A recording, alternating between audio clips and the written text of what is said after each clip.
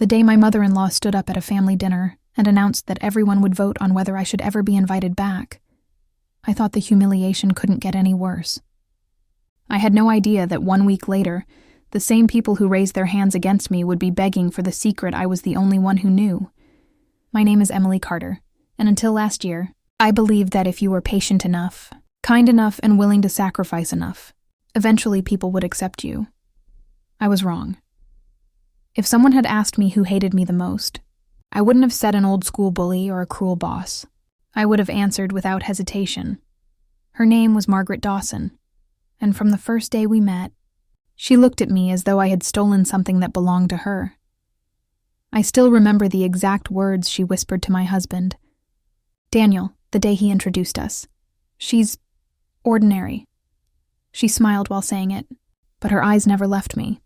It wasn't the kind of smile that welcomed you into a family. It was the kind that silently warned you that you would never belong. Daniel squeezed my hand and pretended he hadn't heard her. Mom, Emily's an architect. She designed the community center downtown. Margaret gave a tiny shrug. Well, that's nice, but I always imagined you'd marry someone a little more established. The rest of the lunch only got worse. His older brother, Michael, kept asking me if my parents had money. His sister, Vanessa, casually asked whether I rented my apartment, because people our age usually can't afford to buy. Every answer I gave seemed to become another reason for them to look down on me. Only Daniel defended me. After we left, he wrapped an arm around my shoulders. They're just protective. Give them time. I wanted to believe him because I loved him. Daniel wasn't rich, but his family was. His late grandfather had built a chain of successful construction companies. And although Daniel worked as an engineer on his own, his mother never let anyone forget that the Dawsons were old money. My own family couldn't have been more different. My father had been a school teacher, and my mother worked at a public library until she retired. They taught me to treat people with respect, to work hard, and to never measure someone's value by what was in their bank account. Apparently, those were not values Margaret shared. Still, I tried. I attended every family dinner. I brought homemade desserts to holiday gatherings. When Margaret complained about being too busy to organize her charity fundraiser, I spent 2 weeks helping her prepare everything. She accepted my help without a thank you, then introduced me to her friends as Daniel's girlfriend. Not Emily, not an architect, just Daniel's girlfriend. When Daniel proposed to me, I thought things might change.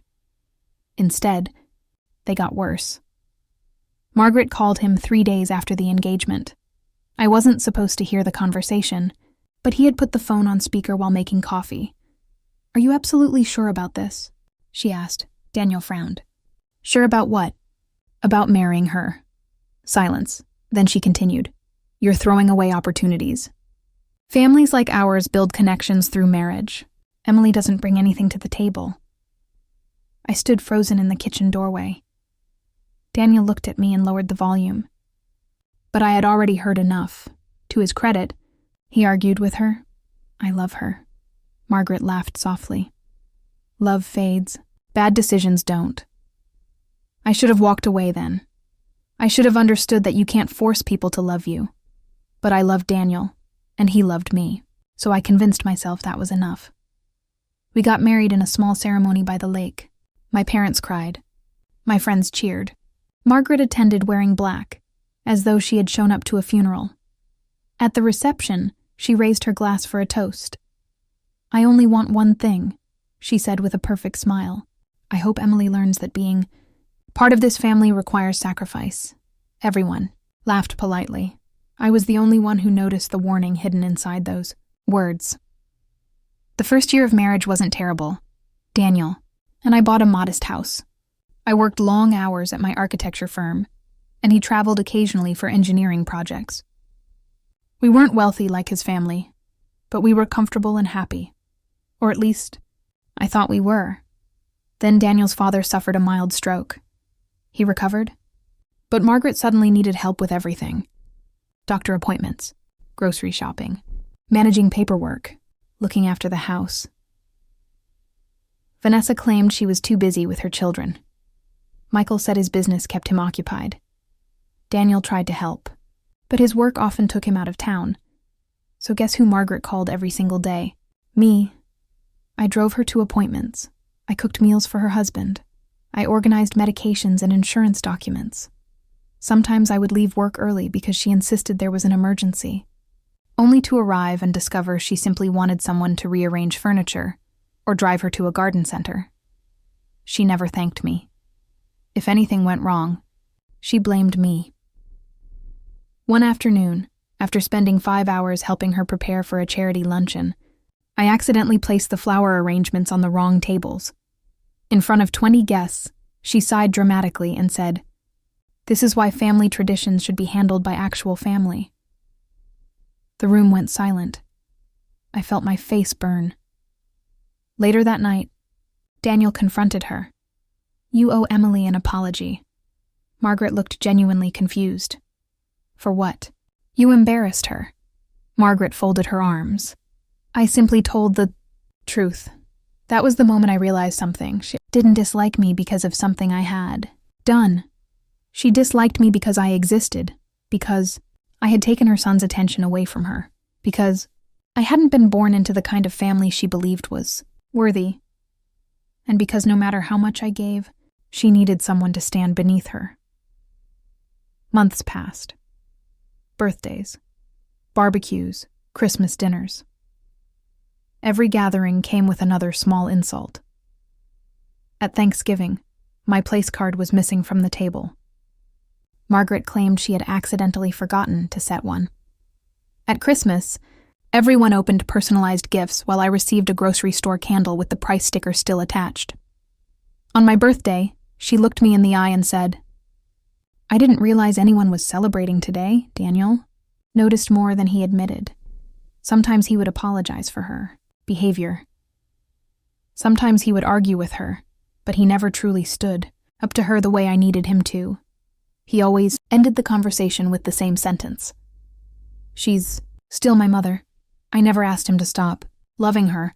I just wanted him to stop pretending. She wasn't trying to destroy me. Everything finally exploded. At the annual Dawson family summer dinner, it was the biggest event of the year. More than 30 relatives came, aunts, uncles, cousins, family friends, people I only saw once or twice a year. Margaret treated it like a royal ceremony. The long dining tables were decorated with expensive flowers. A string quartet played softly in the garden. Caterers moved through the crowd carrying silver trays. I arrived carrying a homemade lemon cake because Margaret had specifically asked me to bake dessert. When I walked into the kitchen, I found her scraping my cake straight into the trash. I stared at her. "What are you doing?" Without even looking guilty, she answered, "I ordered something from a professional bakery." I looked at the ruined cake. "You asked me to make that." She closed the trash lid. "And now I'm asking you not to make a scene." I wanted to leave. Should have left. Instead, I stayed because Daniel squeezed my hand and whispered, "Just one more evening. For me." Dinner began an hour later. Everyone took their seats. Margaret stood up, tapped her wine glass with a spoon, and smiled. "I have a little family business to discuss before we eat." People laughed, expecting some harmless announcement. Then she looked directly at me. "I believe families should protect their peace.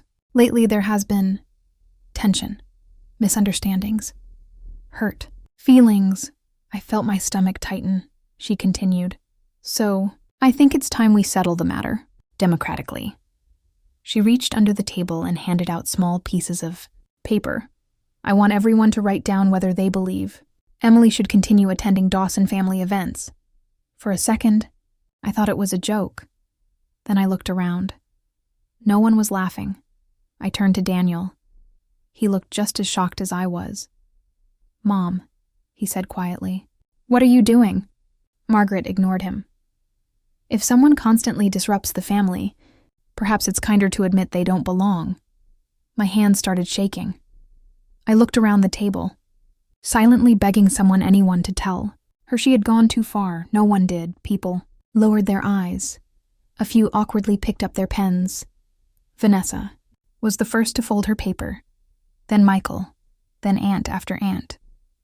Cousin after cousin, I couldn't breathe. Daniel stood up so quickly that his chair fell backward. This is insane. Emily is my wife. Margaret folded her hands calmly. And this is my family. The votes were collected in a crystal bowl. Margaret counted them one by one. Then, with the same smile she had worn the day we met, she looked at me and announced the result. 23 votes in favor. She paused, enjoying every second. 3 against.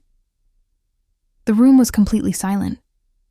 She placed the papers on the table and said the words that shattered whatever hope I still had. Emily, the family has decided. From today forward, you are no longer welcome at any Dawson gathering. I looked at Daniel. I expected him to take my hand. I expected him to walk out with me. Instead, he just stood there, pale and speechless, staring at his mother. And in that awful silence, I realized I was completely alone. I quietly picked up my purse, walked toward the front door, and reached for the handle. Then, just as I was about to leave forever, I heard Margaret's voice behind me. "Don't worry, dear," she said sweetly. "I'm sure you'll find somewhere else to belong." I stopped. Slowly. I turned around, looked at every face in that room, and said the one sentence that wiped the smiles off every one of them. No one understood what I meant. But exactly 1 week later, the Dawson family would discover that the woman they had voted out was the only person standing between them and complete ruin. The silence that followed my words was almost satisfying. Stood there with my hand still resting on the front door, watching confusion spread across the faces around the table. My mother-in-law's smug smile faded for just a second before she forced it back into place. "What exactly is that supposed to mean?" Margaret asked. I looked at her, then at everyone else who had either voted against me or sat quietly while it happened. For years I had thought silence was the same as innocence. It wasn't. Silence was permission. Silence was choosing comfort over doing the right thing. I realized that night that the people who had looked away while I was humiliated had made a choice just as clearly as the people who had written my name on those little pieces of paper. So, I simply smiled. It means exactly what I said. Then, I walked out. No one followed me. Not my sister-in-law. Not my father-in-law. Not Daniel. And somehow, the fact that my husband didn't come after me hurt more than the public humiliation. I drove home through a blur of tears, gripping the steering wheel so tightly that my fingers were numb. By the time I reached our house, I could barely breathe. I walked inside, took off my wedding ring, and placed it on the kitchen counter. Then I sat alone in the dark. 3 hours later, I heard Daniel's key in the front door. "Emily?" I didn't answer. He found me sitting at the kitchen table, exactly where he'd left me. His eyes immediately went to the ring. "You took it off." I laughed quietly. "Your family just voted me out of their lives like I was some kind of criminal. And that's what you noticed?" He rubbed his forehead. "I didn't know she was going to do that. But you stayed." I was shocked. "You stayed." I was trying to process what was happening. I stood up so quickly that my chair nearly fell over. "No, Daniel. You were trying to figure out whether standing up for your wife was worth upsetting your mother." His face tightened. "That's not fair." I stared at him. "Do you know what would have been fair? You standing up, taking my hand, and walking out before a single vote was cast." He opened his mouth, but couldn't find the words, because he knew I was right. After a long silence, he whispered, "What do you want me to do?" I looked at the man I had loved for 5 years, the man I had defended every time people told me his family would ruin our marriage. And for the first time, I wasn't sure he was different from them. "I want you to decide whether you're married to me or to your mother." He slept in the guest room that night. The next morning, I left for work before he woke up. I buried myself in blueprints, meetings, and deadlines. For 8 hours, I managed not to think about what had happened. Then my phone buzzed. I almost ignored it. Curiosity got the better of me. I answered. "What?" "I think you owe the family an apology." I actually thought I'd heard her wrong. An apology? For creating so much drama at dinner. Your little speech before you left upset your father-in-law. He's under enough stress already. I couldn't believe it. You publicly humiliated me and had 30 people vote on whether I deserved to exist in your family. Her voice remained perfectly calm. You could have handled it with more grace. I closed my eyes. You know what, Margaret? You got exactly what you wanted. You don't ever have to see me again. I hung up before she could answer. By the time I got home that evening, Daniel was waiting for me. I talked to Mom.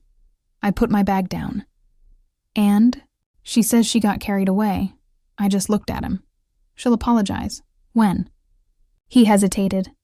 At the next family dinner. I couldn't help laughing. The next family dinner? The one I'm banned from? He didn't answer. That silence told me everything. 3 days passed. Daniel and I barely spoke.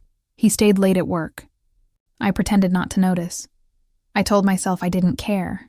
I told myself that if he couldn't choose me now, he never would. Then, on the 4th day, I got a call from someone I hadn't expected. It was Daniel's grandfather's old attorney. I had met him only a handful of times over the years, mostly during holiday gatherings. He had been close friends with Daniel's grandfather, Arthur Dawson, before Arthur passed away. Emily, he said, I need to see you. His voice sounded serious. What about? I'd rather not discuss it over the phone. We met the next morning at a quiet cafe, downtown. Richard looked exhausted. He slid a thick envelope across the table. I heard what happened. At the family dinner. I frowned. How? He gave a sad smile. Margaret called me. She wanted to make sure your name was removed from any future legal matters involving the Dawson family. I blinked. What legal matters? Richard leaned forward. Arthur left very specific instructions before he died. Instructions that Margaret never wanted anyone else to know. My heart started beating faster. He opened the envelope and pulled out a copy of an old document. It was Arthur Dawson's final estate amendment. I recognized his signature at the bottom. About 6 years before he passed away, Richard said, Arthur became deeply worried about how Margaret and the rest of the family handled money. He believed they were entitled, irresponsible, and incapable of protecting the business he'd spent his life building. I stared at him. What does that have to do with me? Richard looked me directly in the eyes. Everything. He pointed to a paragraph halfway down the page. Arthur created a private trust containing his personal shares in Dawson Construction and several real estate holdings. It wasn't to be released immediately. Instead, he appointed an independent trustee. I read the next line. Then I read it again, because I was certain I had misunderstood. I looked up, speechless. There has to be some mistake. There isn't. But Arthur barely knew me. Richard smiled. You visited him in the hospital every week during the last year of his life. I remembered. Margaret and the others had been too busy with vacations, business meetings, and social events. Daniel had come when he could, but work often took him away. Arthur had spent months recovering after surgery. Had brought him books because he loved history. We played cards. Sometimes I simply sat and listened, while he told stories about building his company from nothing. One afternoon, he had looked at me and quietly said, You're the only one who talks to me like I'm a person and not a bank account. I had thought he was joking. Apparently, he hadn't been, Richard continued. The trust controls 40% of Dawson Construction. Without it, Margaret and the others lose majority ownership. A cold feeling settled over me. They don't know. They know the trust exists. What they don't know is that you're the trustee. I looked back at the document. My name was right. There. Black ink, perfectly legal, perfectly real. Richard sighed. I've protected Arthur's wishes for years, but last month, the bank notified me that Dawson Construction is in trouble. What kind of trouble? Serious trouble. He lowered his voice. Michael made several disastrous investments. Margaret approved loans against family assets without consulting the board. If the trust isn't used to stabilize the company within the next few weeks, the business could collapse. Sat there in stunned silence. The family that had spent years treating me like I was worthless had absolutely no idea that I was the only person legally capable of saving the fortune they worshipped. Richard folded his hands. Arthur left one final instruction. I swallowed. What was it? He said, "If they ever forget what really matters and turn against the one person who stood by them without expecting anything in return, let them live with the consequences." I didn't know whether to laugh or cry. For the first time since that awful dinner, I felt something I hadn't felt in years. I felt seen. I left the cafe carrying the envelope like it weighed 100 pounds. When I reached my office, I locked the door and read every page. The trust was real. The legal authority was real. And according to the financial reports attached inside, the Dawson Empire was hanging by a thread.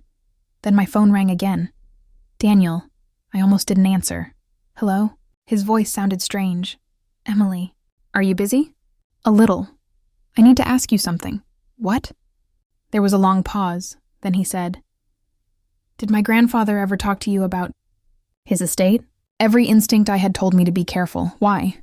My mother had a meeting with the family attorney this morning. I said nothing. She came home furious, he continued.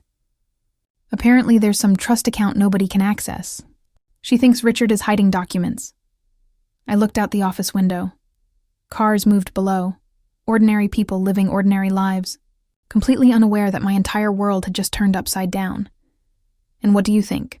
I asked quietly. Daniel hesitated. I think there are things about my family I never understood. I wanted to tell him everything. I wanted to tell him that his grandfather had trusted me more than he trusted his own children. But then I remembered standing alone in that dining room while 30 people voted on whether I deserved to exist. I remembered him staying in his chair. I don't know anything about it. Daniel. It wasn't exactly a lie. I had only learned the truth an hour earlier. That evening, I came home to an empty house. Daniel had left a note. I read the note twice. Then I quietly tore it into pieces and dropped it into the trash. For the first time since we married, he had made his choice and it wasn't me. The next morning, I was making coffee when someone started pounding on my front door. Not knocking. Pounding. I opened it to find Vanessa standing there, pale and frantic. Her expensive makeup couldn't hide the panic in her eyes. She had never visited my house before. Not once. What are you doing here? I asked. She looked over her shoulder as if she didn't want anyone to see her. Then she stepped closer. Emily, I need to know if it's true. I kept my face blank. If what's true? She lowered her voice to a whisper. My mother found out last night. I felt my pulse quicken. Found out what? Vanessa's lips trembled. That Grandpa didn't leave the family's future in her hands. She stared directly at me.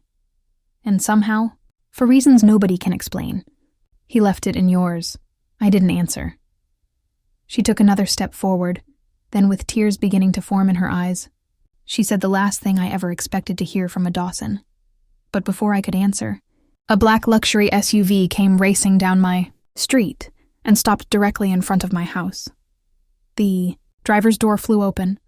Margaret stepped out. She looked nothing like the confident woman who had smiled while banning me from her family. Her hair was a mess, her face was pale, and the moment our eyes met, I realized something had happened.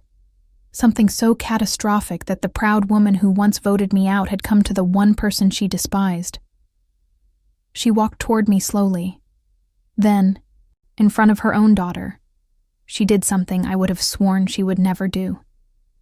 She folded her hands together, and in a voice barely above a whisper, she said, "For a moment, I honestly thought I had imagined it. Margaret Dawson, the woman who had spent years treating me like I was beneath her. The woman who had stood in front of 30 relatives and organized a vote to erase me from the family, was standing on my front porch with her hands clasped together, asking for my help. She looked smaller somehow, not physically. The confidence was gone. The perfect posture, the cold smile, the air of superiority that always surrounded her, all of it had disappeared. Vanessa stood beside her. Avoiding my eyes, I folded my arms.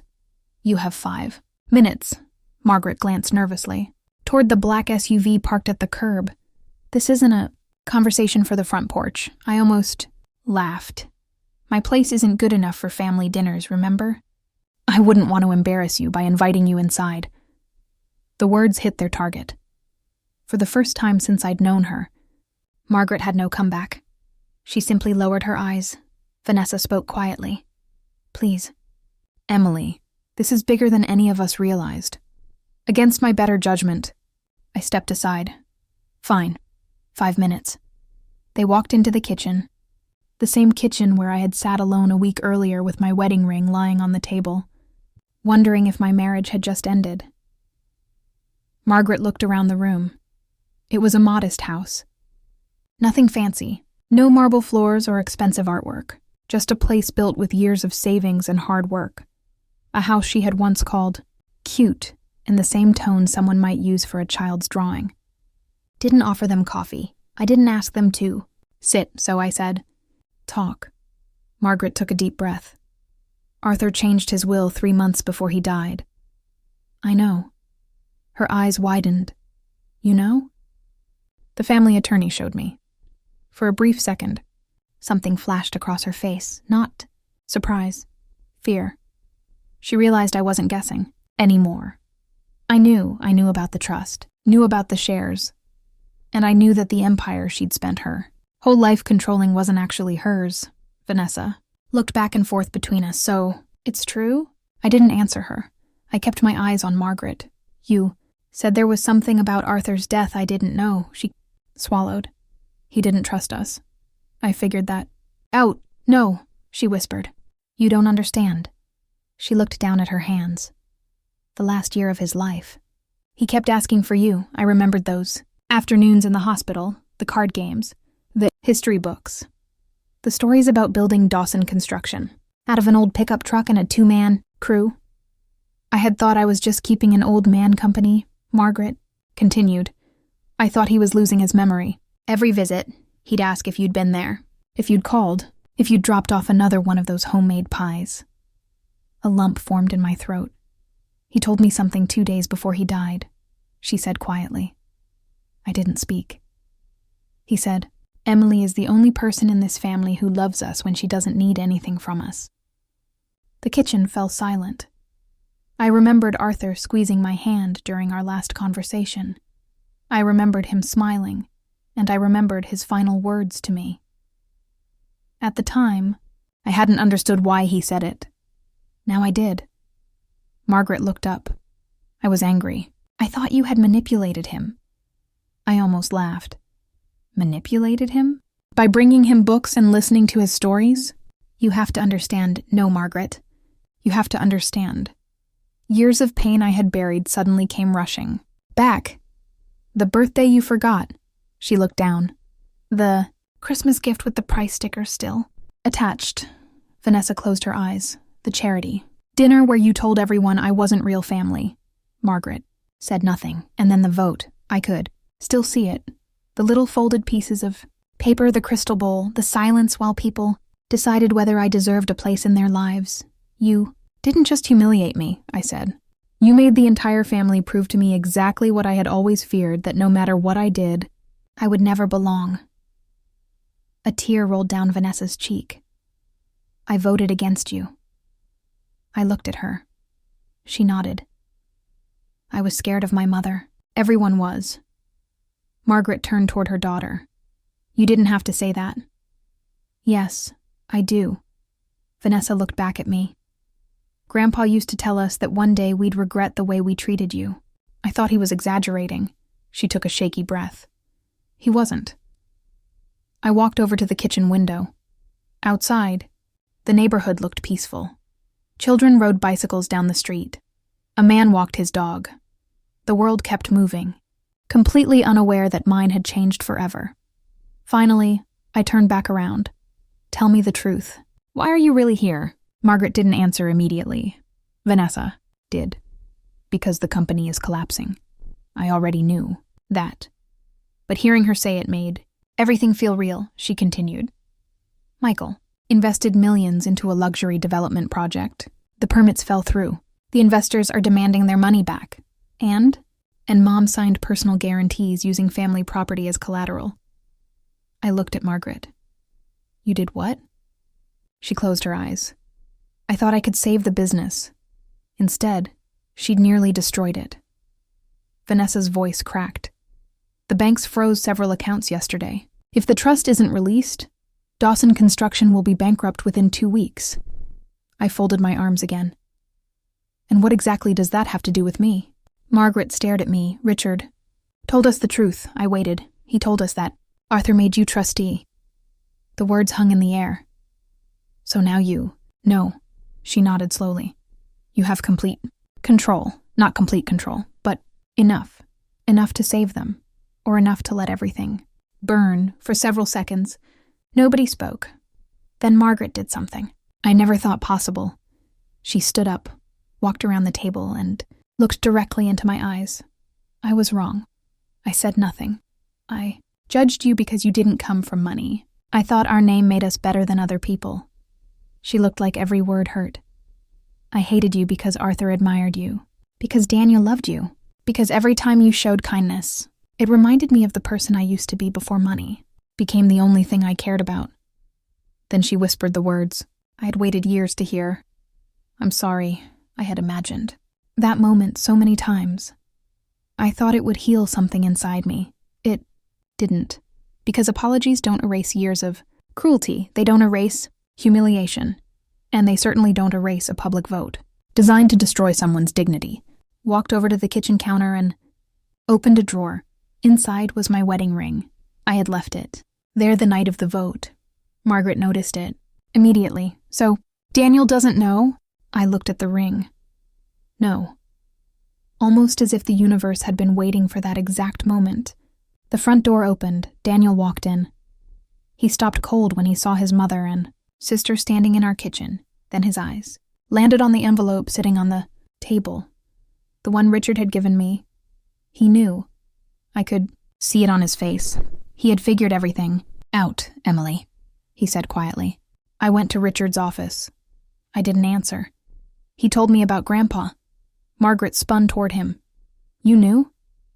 He ignored her. Instead, he looked only at me. I know what Grandpa left you, and I know why. His voice broke. He was right. I felt my chest tighten. Daniel took one slow step forward. I failed you. The room was silent. I kept asking you to be patient, to forgive, to keep trying. His eyes filled with tears. But every time my family hurt you, I found an excuse because standing up to them was harder than standing up for you. He looked at the wedding ring on the counter. When they voted against you, I should have left with you. I finally spoke, but you didn't. No. It was the simplest answer he could have, given no excuses, no blaming shock or confusion, just the truth. I was weak, he whispered. For a long moment, neither of us moved. Then he reached into his jacket pocket and pulled out a folded piece of paper. He placed it on the table. I looked down. It was a signed letter. A resignation from the Dawson Family Company. At the bottom, in his own handwriting, he'd added one sentence. He looked at his mother. I'm done choosing money over people. Margaret broke down. She sank into a chair and covered her face. Destroyed this family? No, a quiet voice said from the doorway. We all turned. Richard. Hayes stood there. No one had heard him come in. Looked at Margaret sadly. No, Margaret. You didn't destroy this family. He looked at every one of us before finishing. Arthur spent years trying to warn all of you that a family built around money eventually forgets how to love. You didn't destroy it. He pointed toward me. She did exactly the opposite. She kept it alive. He reached into his briefcase and pulled out one final envelope. I've been waiting to deliver this. He handed it to me. My hands shook as I opened it. Inside was a handwritten letter, Arthur's handwriting, addressed to me. I unfolded it carefully. By the time I finished reading, tears were running down my face. No one spoke. Finally, I looked up. Margaret was crying openly. Vanessa had her hand over her mouth. Even Daniel couldn't hide his tears. I folded the letter carefully and placed it back inside the envelope. Then I made the decision that would surprise every person in that room. I'll release the trust. Margaret looked up in disbelief. You will? I nodded. But not to save your lifestyle. The room was silent. I'll save the employees. The people who spent decades working for Arthur. The families who depend on those paychecks. They don't deserve to lose everything because of your mistakes. I looked directly at Margaret. As for the rest of you, there will be conditions. She nodded immediately. Anything. The first condition is that Dawson Construction creates a scholarship fund in Arthur and Eleanor Dawson's names for students who can't afford college. Richard smiled quietly. The second is that every asset and financial decision is independently audited. No more secrets. Vanessa nodded. And the third? I took a slow breath. There will never again be a Dawson family event where someone is made to feel less than human.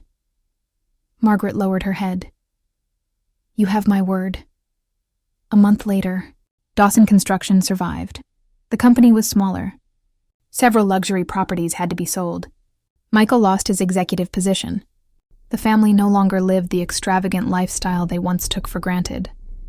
But the workers kept their jobs. The scholarship fund was established. And for the first time in years, the Dawson family actually sat down together, without pretending money mattered more than people. As for Daniel and me, we didn't fix our marriage overnight.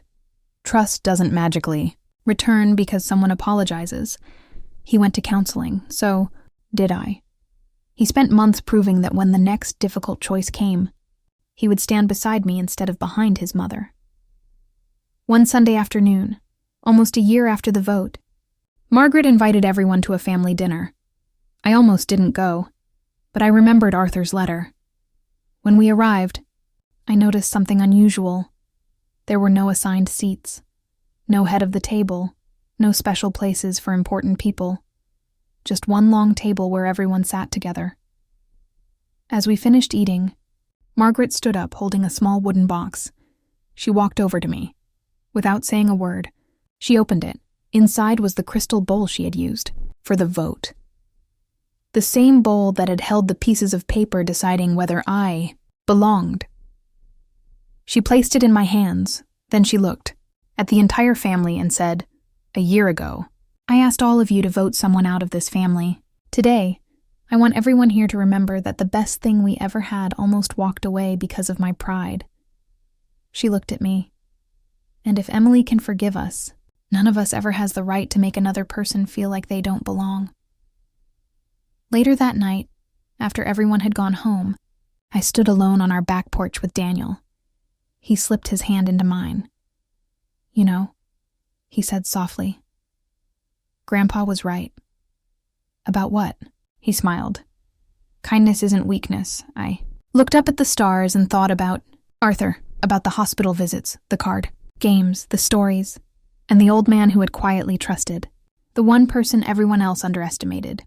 In the end, the biggest inheritance he left behind wasn't money, a company, or a trust fund. It was the reminder that a family isn't built by blood, status, or wealth. It's built by the people who choose to stand beside you when everyone else decides you don't belong. The people who judge your worth by what you can give them will eventually lose the things they value most. But the people who choose kindness, loyalty, and courage create the kind of family that no amount of money can ever buy.